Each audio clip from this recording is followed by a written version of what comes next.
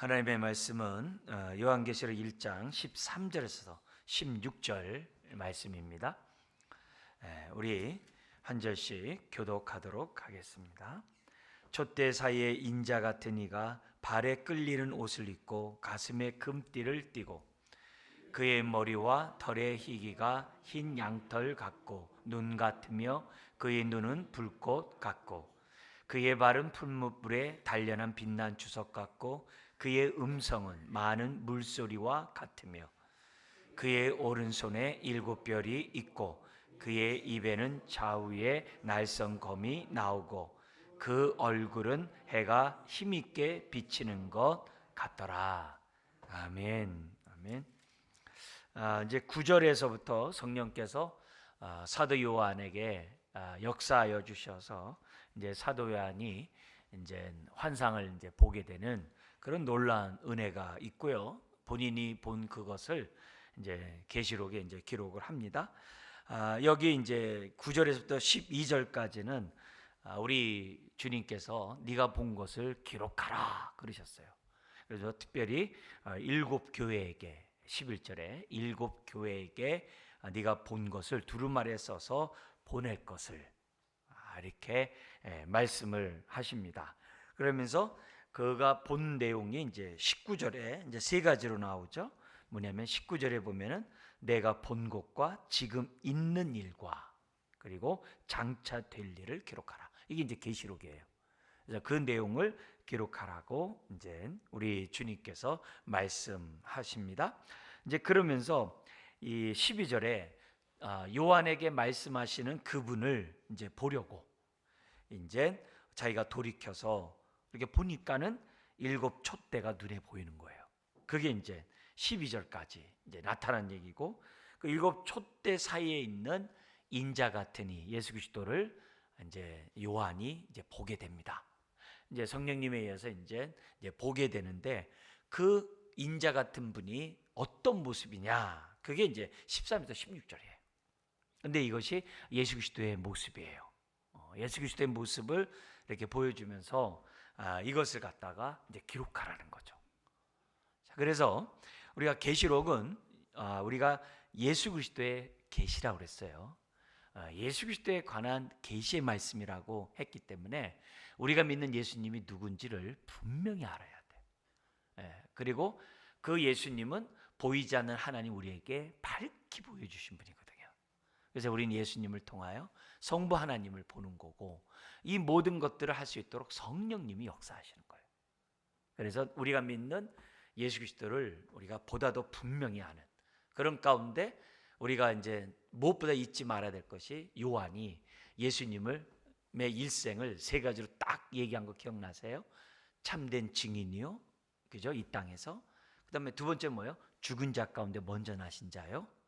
그다음에 세 번째 뭐예요? 모든 임금들의 머리가 되시는 왕이 되시는.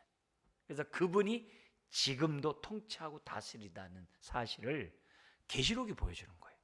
그래서 세상에는 로마 정부가 있고 어둠의 영들이 판을 치고 거짓 선지자들이 막 하더라도 그리고 교회가 환난을 당하고 많은 순교를 당하는 그런 가운데 있다 할지라도 이 세상을 통치하고 다스리는 분, 교회를 통치하고 다스리는 분이 모든 임금의 땅의 임금의 머리 대신 예수 그리스도라는 사실을 지금 뭐냐면 계시록이 강조하는 그게 이제 1장 5절에 있죠. 너무 놀라운 얘기예요. 그러면서 동시에 그 외에도 이제 예수님이 많은 얘기하세요. 20절까지 이제 17절에서부터 20절까지 본격적으로 또 예수님 자신이 내가 누구인지를 알려줘요. 아주 너무나 놀라운 예수님에 대해서 이제 우리에게 알려주신 내용들이 그 하나하나를 알아갈 때 우리의 믿음이 견고해져요. 영생은 아버지와 그 보내신 자 예수 그리스도를 아는 것이라 했어요.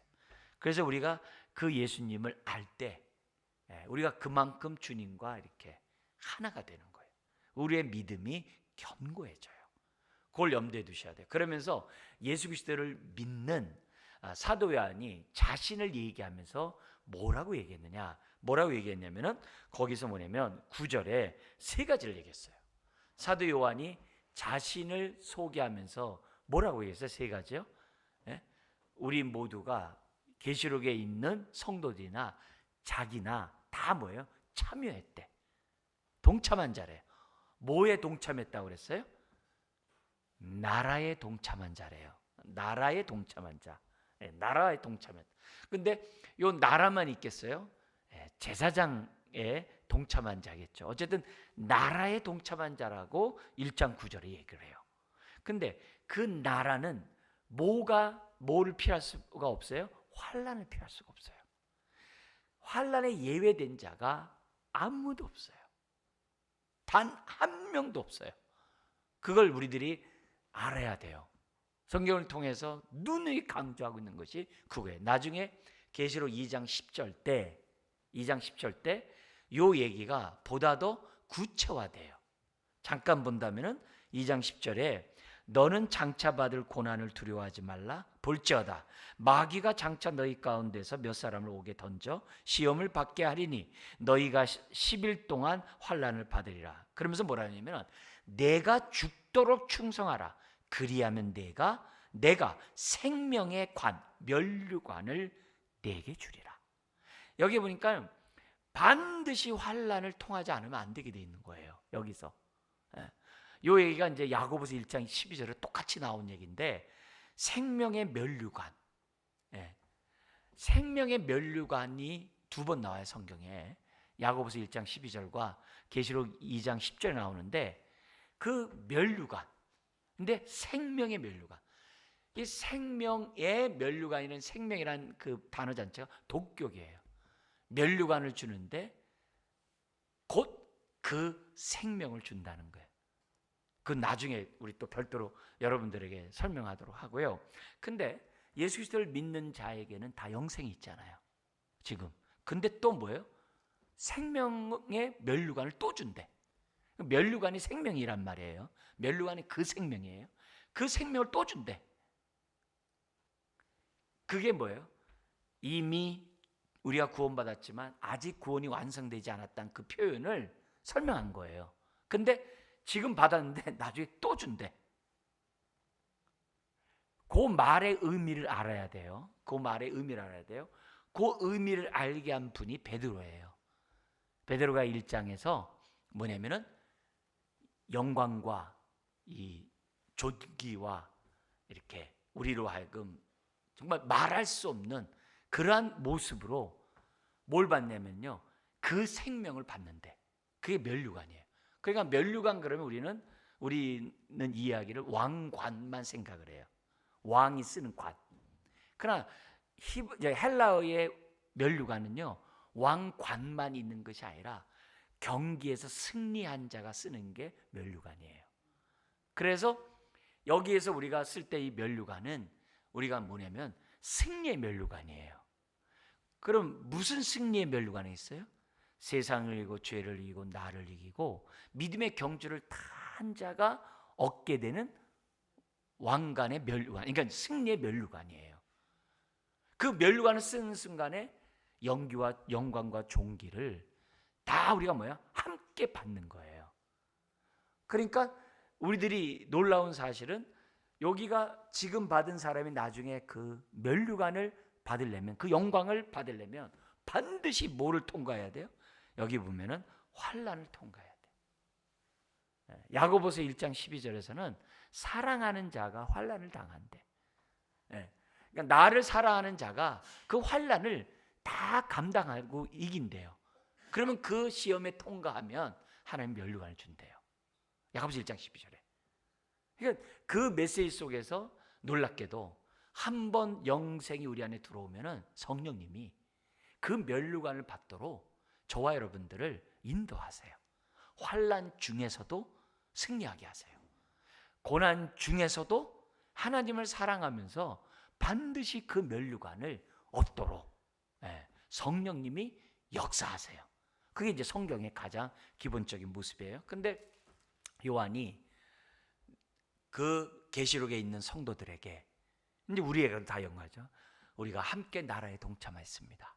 근데 나라에는 반드시 환난이 있는 거예요. 환난이 있기 때문에 우리는 뭐 해야 돼요? 항상 오래 참아야 돼요. 인내가 있는 거예요. 그래서 요한이 1장 9절에 우리는 예수의 환난과 나라와 참음에 동참한 자다. 이렇게 얘기를 한 거예요. 지금 여기 속에서 지금 나라만 나왔지만 실질적으로 뭐예요? 제사장도 포함된 거죠. 제사장. 왜? 예수님이 우리를 대속함으로 1장 6절에 나라와 제사장으로 삼았다 그랬거든. 나라와. 그래서 나라는 지금 뭐예요? 저와 여러분들이 똑같이 예수님과 함께 왕노릇하는 게 나라예요. 그래서 1차적으로는 예수님의 통치를 받는 게 나라고, 두 번째는 함께 왕노릇하는 게 나라예요. 그래서 무엇보다도 누굴 이기라고요? 나를 이겨야 돼요. 죄를 이겨야 돼요. 옛사람을 이겨야 돼요. 세상을 이겨야 돼요. 그게 왕이 통치하고 다스려야 될, 승리해야 될 우리 애들이 뭐예요? 신앙생활인 거예요. 그 개념을 잘 생각하고 우리들이 신앙생활을 할 때 그것이 하나님께 영광이 되는 거예요. 또 우리는 생명의 면류관. 근데 그냥 그 아니라 그 생명, 곧 면류관을 받는 거예요. 그걸 여러분들이 염두에 두시면서 지금 이 메시지를 우리가 예수님에 대한 이런 모습들을 보셔야 됩니다. 자, 그러면서 성경에서 이 1장에서 나오는 예수님이 7별과 7촛대라는 이 표현을 갖다가 지금 사용하고 있어요. 20절에도 나온 얘기예요. 거기 해석이 나와요. 7별과 7촛대 했을 때 7별은 교회의 사자, 그리고 7촛대는 7교회라고 예수님이 해석해 주셨어요. 그러니까 여기에 따라서 우리들이 이해를 하셔야 됩니다. 예수님은 7별을 갖고 계세요. 이 별은 권세, 힘, 능력을 상징하는 그 모습이에요. 근데 여기서는 뭐냐면 이 별이란 단어가 오늘 성경에 보니까는 거기 사자라고 얘기해요. 그죠? 7교회의 사자라고 얘기를 해요. 별을 사자로 표현했어요. 그래서 이 사자에 대한 해석이 천사다. 각 교회마다 있는 그렇게 얘기하는 게 있고, 또 우리가 통례적으로 받아들인 게 뭐냐면 교회 지도자들, 교회 지도자. 그러니까 지도자의 그 위치와 역량이 어마무시하다는 것을 보여주고, 이 지도자는, 즉 목회자는 성도의 영적인 상태와 긴밀하게 연결될 수밖에 없고, 그 목회자의 성도의 영적의 그 책임이 너무 크다는 것을 보여주는 거예요. 그래서 이런 얘기를 갖다가 지금 설명하고 있고요. 그러면서 그러니까 목회자와 성도와의 영적 관계가 뗄래야 뗄 수가 없는 거예요. 그 얘기를 하는 거예요. 그리고 나서 7촛대는 7교회를 상징해요. 근데요, 7교회를 우리 주님이 가진 자라 그래요. 가진 자. 가진 자라는 표현을 갖다가 이렇게 쓰고 있다는 거죠. 그러니까 이게 뭐예요? 교회의 주인이라는 거죠. 교회를 통치하고 다스리는 그런 분임을 우리들에게 보여주는데요. 여기 보면 촛대는 빛을 발하는 거죠. 그러니까 참된 빛은 예수님밖에 없죠. 우리가 빛 노릇하면 안 되죠. 세례 요한이 얘기했어요. 나는 빛이 아니라 빛을 증거하는 자라고.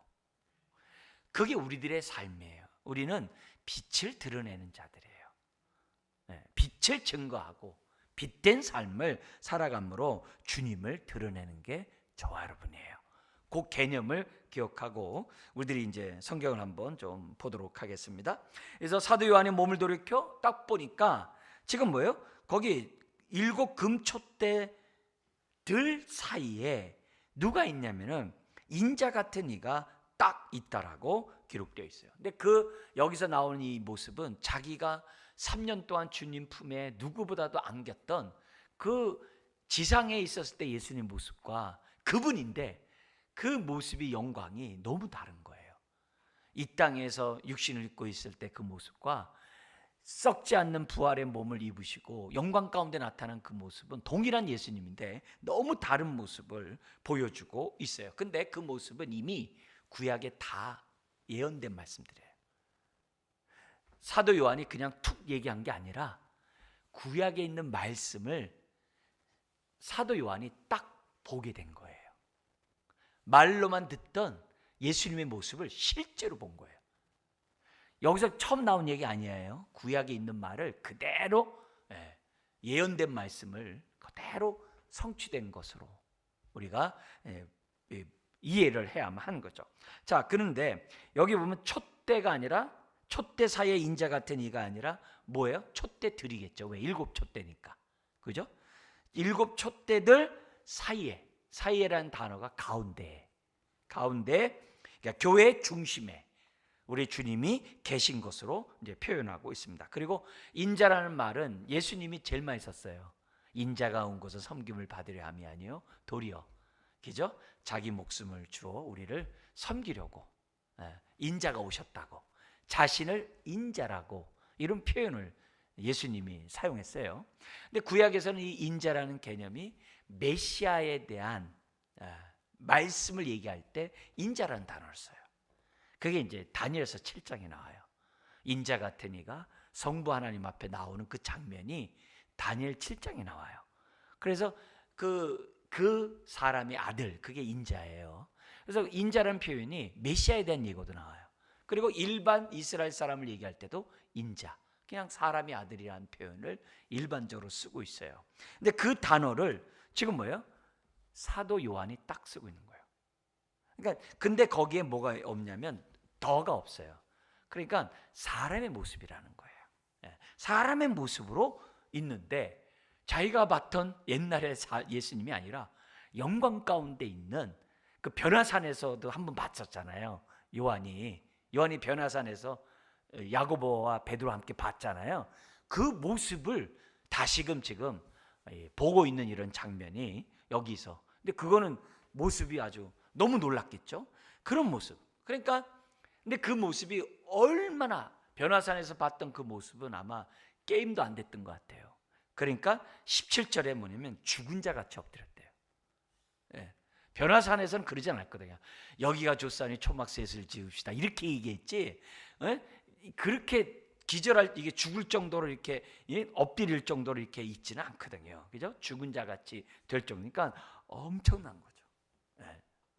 우리 이사야 선지자도 나라의 문제를 놓고 하나님 앞에 성전에서 기도할 때 하나님이 잠깐 보여주니까 그냥 기절초풍하잖아요. 화로다 화로다 화로다 입술이 부정한 자요. 그러면서 아주 그냥 너무나도 놀라잖아요. 그런 모습.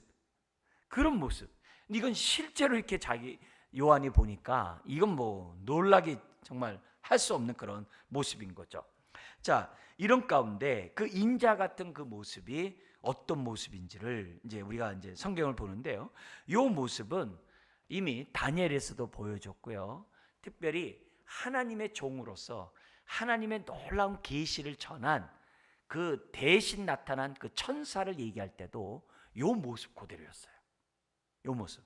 우리가 이제 시간상 우리가 찾아보지는 않겠습니다만 그게 이제 다니엘서 10장 5절 6절에 거기 보면은 권세 있는 천사의 모습이 이 모습과 비슷해요.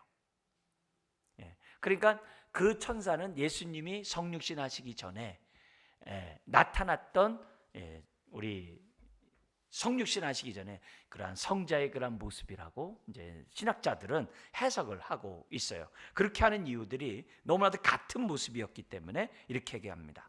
자, 거기 보면은 그 모습을 딱 보는데 얘기를 합니다. 첫 번째, 거기 보면 이제 9가지가 나와요. 뭐냐면은 발에 끌리는 옷을 입었대요. 발에 끌리는 옷.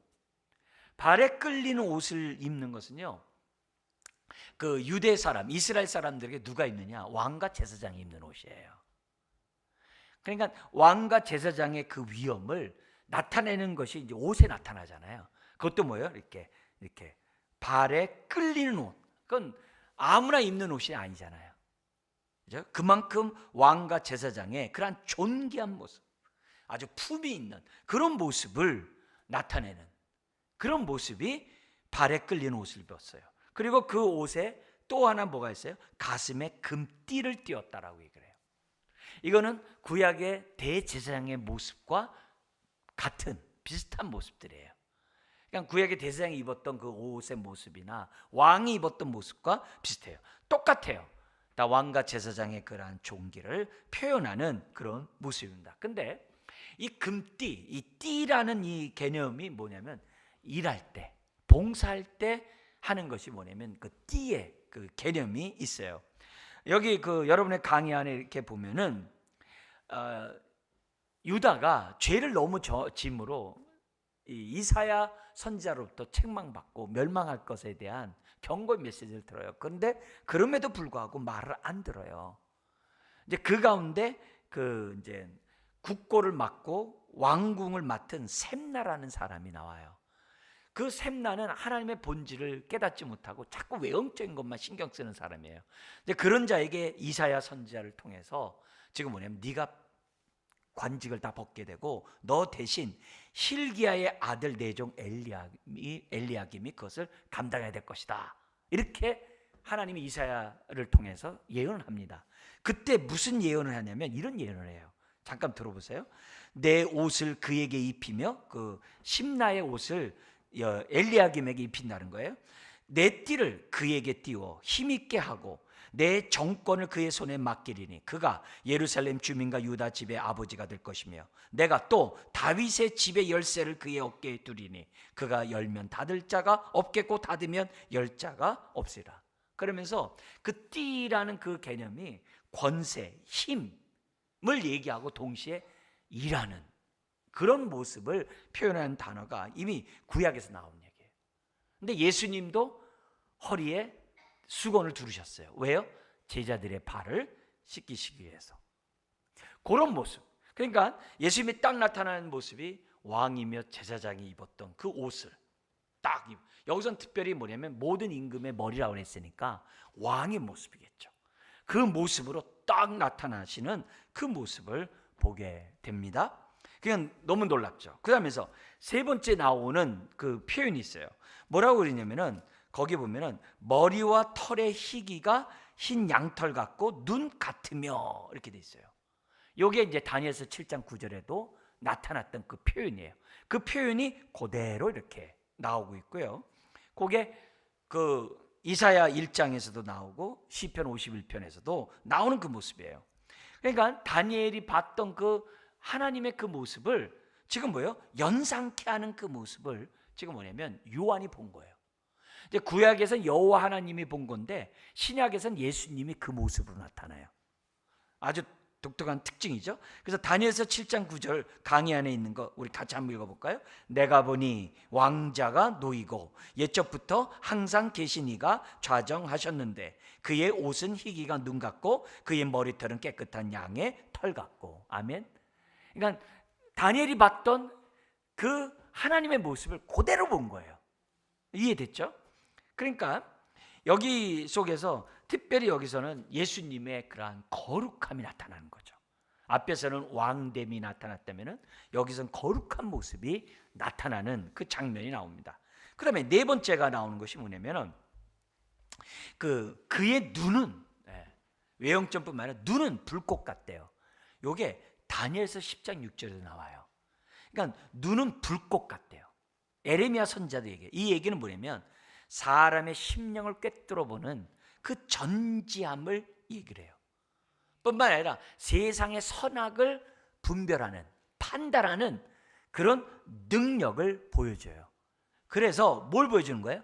로마의 계시록에 로마의 죄악을 봐요. 악의 영들의 그러한 죄악된 행동을 봐요. 동시에 무엇도 봐요? 그들에게 고난을 당하고 환난을 당하고 있는 교회 성도들의 고난을 또한 보고 계시는 거예요. 아시겠죠? 악도 보고 하나님의 성도를 보시는, 꿰뚫어 보시는 그런 전지하신 눈은 불꽃 같은 이 모습을 봅니다. 근데 이 모습이 나중에 어디에 그대로 나타나면 계시록 2장 18절 두아디라에 나타나요. 같이 한번 읽겠습니다. 두아디라 교회의 사자에게 편지하라. 그의 눈이 불꽃 같고 그 발이 빛난 주석 같은 하나님의 아들이 이르시되 아멘. 그러면서요, 그 두아디라 교회에게는요, 이 불꽃 같은 주님이 볼 때 하면서 그 교회 실상이 딱 나오는 거예요. 그러니까 이 모습이 그대로 7교회에 연결된다는 것을 염두에 두셔야 돼요. 그러면서 그 다섯 번째가 뭐냐면 그의 발은 풀무에 단련한 빛난 주석, 청동 같다 그래요. 청동 같다. 근데 그 얘기가 아까 두아디라 교회에게도 연결된 그 모습에 나타나요. 눈이 불꽃 같고 그 발이 빛난 주석과 같다. 예수님이. 그러면 그 발이 빛난 주석과 같다, 이 얘기를 볼 때 뭘 보느냐? 지금 다니엘이 봤던 게 계속 연결되잖아요. 다니엘서 2장에 보면은 제국들의 역사가 나오잖아요. 근데 발이 뭐였어요? 진흙이었잖아요.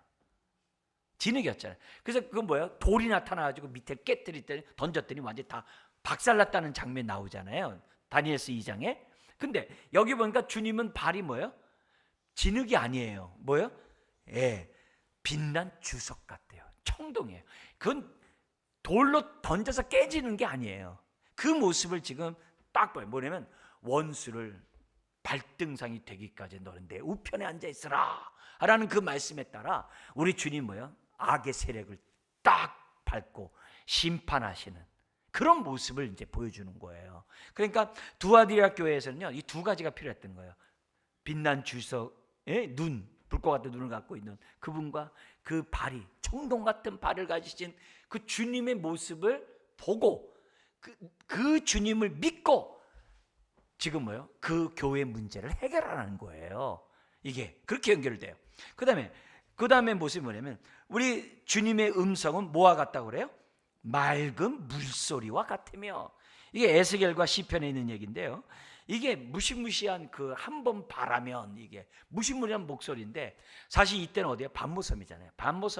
반모섬은요 평소에 바람이 너무 많이 불어가지고 거기는 배가 잘 다닐 수가 없는 데가 반모섬이에요. 그래가지고 거기 한번 들어가면 나오지도 못해요. 왜냐면 하도 바람이 세가지고 파도 소리가 보통 심한 데가 아니에요, 반모섬 자체가. 근데 그런 소리를 듣고 있었던 사도 요한이 주님의 음성을 듣는데 그건 아무것도 아닌 거죠. 아무것도 아닌 거죠. 많은 물소리와 같으며, 딱 그래요. 그러니까 이거는 말씀의 유언과 능력을 얘기하는 그런 얘기예요. 그러나 반면에 또한 많은 물소리란 속에 뭐냐면 내가 분명히 들었다는 표현도 들어가 있어요. 그 에스겔이 사용했던 표현이에요. 그래서 분명히 자기가 들었다는 거죠. 반면에 오른손에는 뭐가 있다고 그래? 거기 보니까는 7별. 아까 그 별이 있고가 뭐냐면 가지고예요. 별이 아까 뭐였었죠? 거기요? 7별이 7교회 사자, 이제 목회자에 대해서 이제 얘기하고 있는 거예요. 그러니까 자기 백성을 붙잡대 누구예요? 목회자를 딱 붙잡고 있으니까 어떻게 돼요? 아무리 환란이 오고 핍박이 오고 대적자들이 있더라도 어떻게 돼요? 견고한 거죠. 왜? 주님이 딱 붙잡고 있으니까. 주님을 붙잡는다는 얘기는 뭐예요? 교회를 딱 붙잡고 있다는 것을 우리들에게 보여주고 있어요. 근데 여기서요, 7벌보다도 강조되는 단어가 뭐냐면요, 오른손에 잡고 있다는 거예요. 강조 단어가. 우리 오른손이 권능의 손이잖아요. 그 권능의 손으로 뭐예요? 가지고 있다. 있고가 해부예요. 가지고 있다. 가지고 있다. 예. 그러니까 교회를 그만큼 사랑한다는 거죠. 그 환란 속에서 자기 그 성도들을 갖다가 나라와 세상을 삼은 성도들을 아낀다는 거예요. 꽉 잡고 있어요. 그래서요, 주님 품에 있고 주님 손 안에 있기 때문에 우리가 안전한 것이고 위로가 되는 것이고 환란을 이길 수 있는 능력이 된다는 거죠. 이 너무 놀란 거예요. 오른손이 강조돼요. 이 얘기가 두 번이나 반복돼. 계시록 2장 1절에 에베소 교회와 사대 교회 3장 1절에 같이 우리 한번 읽겠습니다. 계시록 2장 1절 읽겠습니다. 에베소 교회의 사자에게 편지하라. 오른손에 있는 7뼈를 붙잡고 7 금촛대 사이를 거니시는 이가 이르시되 할렐루야. 예. 에베소 교회, 그 에베소 교회를 주님이 딱 잡고 있다는 거예요. 그 다음에 계시록 3장 1절도 있습니다. 같이 읽겠습니다. 사대 교회 사자에게 편지하라. 하나님의 7영과 7뼈를 가지신 이가 이르시되. 여러분, 7뼈를 갖고 있기 때문에 7교회를 다 잡고 있는 거예요. 7교회를 다 잡고 있다는 얘기는 저와 여러분들 다 잡고 있다는 거예요. 그래서 아무도 아버지 손에서 빼앗을 자가 없도다. 할렐루야. 네. 원수 사탄막이 못 뺏어요. 네. 뺏을 수가 없어요. 네. 사망, 네. 그 사망아 너 쏘는 것이 어디냐, 그러는 거예요. 그러니까 딱 잡고 있다는 것을. 그러니까 그만큼 환란이 심하니까 이런 말씀을 하시는 거예요. 내가 잡고 있다. 딱 이렇게 얘기해요. 그리고 그 입에서는 뭐가 나온대요? 날선 검이 나온다는. 이 날서다는 이 개념은 은유적으로 뭐냐면 강한 검을 얘기를 해요. 강한 검이에요. 이게 이제 이사야에도 나오고 히브리서에도 나온 표현인데요. 이사야 예수님에 관한 말씀하면서 이 얘기를 하셨어요. 우리 한번 이사야 11장 4절 같이 읽겠습니다. 공의로 가난한 자를 심판하며 정직으로 세상의 겸손한 자를 판단할 것이며 그의 입의 막대기로 세상을 치며 그의 입술의 기운으로 악인을 죽일 것이며. 할렐루야. 이미 이사야 선지자가 봤던 예수님에 대한 설명을 쫙 얘기하면서 11장 4절 예수님에 관한 말씀이거든요. 거기 4절에 이 얘기가 나온 거예요. 그리고 요 메시지가 이제 히브리서 4장 12절, 여러분 잘 아는 구절이죠. 하나님의 말씀은 살아있고 활력이 있어 좌우의 날선 어떤 것보다 예리하여 혼과 영과 및 관절과 골수를 찔러 쪼개기까지 하며 그 또 마음의 생각과 뜻을 판단하나니. 그거죠. 그래서 오늘도 우리들이 지금 뭐냐면 이 모든 임금의 대신 그 주님이 결국 어떻게 돼요? 그 말씀으로 저와 여러분들은 살리지만 대적자들은 한 번 바라면 심판하시는 그런 모습을 지금 보여주고 있는 거예요. 그러니까 너무 놀라운 거죠. 오늘 우리들에게도 성령의 검이 있는 거죠. 좌우의 날선 검이 있는 거죠. 그걸 이제 이런 모습을, 그러니까 이런 모습을 통해서 예수님이 얼마나 강하신 분인지, 능력이 크신지를 우리가 보여줘요. 자, 이 얘기가 버가모 교회에 연결돼요. 버가모 교회 한번 같이 읽어볼까요? 계시록 2장 12절입니다. 버가모 교회의 사자에게 편지하라. 좌우의 날선검을 가지신 이가 이르시되. 아멘. 나중에 이제 버가모가 날선검과 연관된 교훈이 있어요. 그 다음에 마지막 나온 얘기가 뭐죠? 그 얼굴은 해가 힘있게 비치는 것 같더라. 그러니까 반모 섬에 유배된 자들에게 강렬한 태양빛을 쬐겠죠. 거기 섬에 뭐가 있겠어요. 그런데 그것보다 더 강한 뜨겁게 나오는 거죠. 그죠? 이 모습 속에서 우리는 살지만 악인들은 다 심판받아서 멸하겠죠. 근데 이 모습이 이미 변화산에서 나타났던 거고, 감사하게도 이 다니엘서 12장 3절에 보면은 성도들이 해같이 빛난다 그래요. 그 표현을 갖다가 다시 이렇게 씀으로써 우리 믿는 사람들이 어떻게 해같이 빛난 인생이 되는지를 보여주고 있어요. 지금 예수님의 이렇게 모습을 이렇게 보여준 것은, 많은 모습 가운데 이렇게 보여준 이유는 뭐냐면 앞으로 7교회에게 하신 말씀 때문에. 그 모습은 하나님의 성품과 하나님의 뜻을 나타내는 모습이에요. 꼭 그 주님의 모습, 그런 거. 그러니까 그 얘기가 2장 3장 7교회에서 어떻게 그 모습이, 그 형상이 연결되는지는 우리가 나중에 이렇게 하나하나씩 보면서 보고 결국 어떻게 돼요? 예수님이 어떤 분인지를 우리가 보다도 분명히 알자는 거예요. 그래야 암만큼 우리가 자유하게 되고, 암만큼 누리게 되는 거고, 암만큼 풍성한 거고, 암만큼 승리하게 돼요. 특별히 뭐예요? 이 환난을 살아가는, 이 고난을 살아가야 되는 저와 여러분들에게는 이 말씀이 큰 능력이 된다는 거죠. 자, 그러니까 여기 나와 있는 이 모습은 사도 요한이 볼 때 옛날에 육신으로 자기와 함께 있었던 모습이 아니에요. 더구나 부활의 주님을 몇 번씩이나 만났잖아요. 승천하시기 전에. 그 모습보다도 더 엄청난 모습이에요. 왜요? 성부 하나님을 보여줘야 되기 때문에, 예수님을 통해. 그만큼 엄청난, 그러니까 점점 이렇게 보이게 된 거죠. 자, 그런데 그러나 동일한 예수님이세요. 동일한 예수님이세요. 충성된 증인이셨고 죽은 자 가운데 먼저 나시고 모든 임금의 머리가 되신 바로 그분, 하늘 보좌 우편에 앉아 있는 분이나 이 땅에 요한이 함께 3년 동안 있었던 그 주님과 똑같은 분이에요.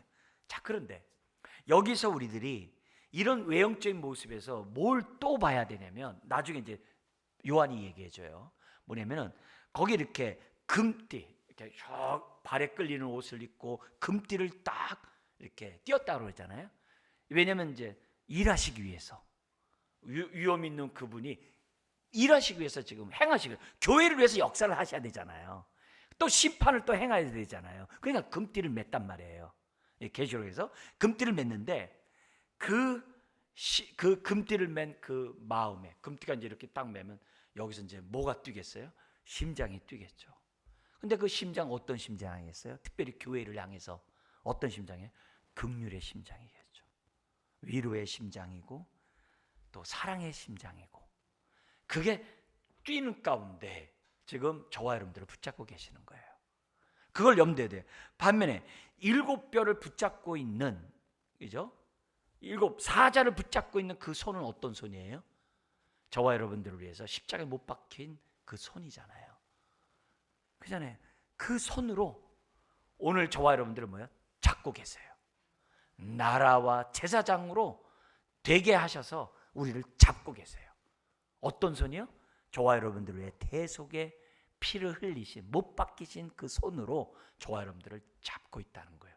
이걸 우리들이 상상하면 이게 얼마나 우리에게 위로가 되고 힘이 되는지 몰라요. 심지어는 불꽃 같은 눈으로 보는데, 그 불꽃 같은 눈으로 보셨던 그 눈은 나사로를 보실 때 우셨던 눈이에요.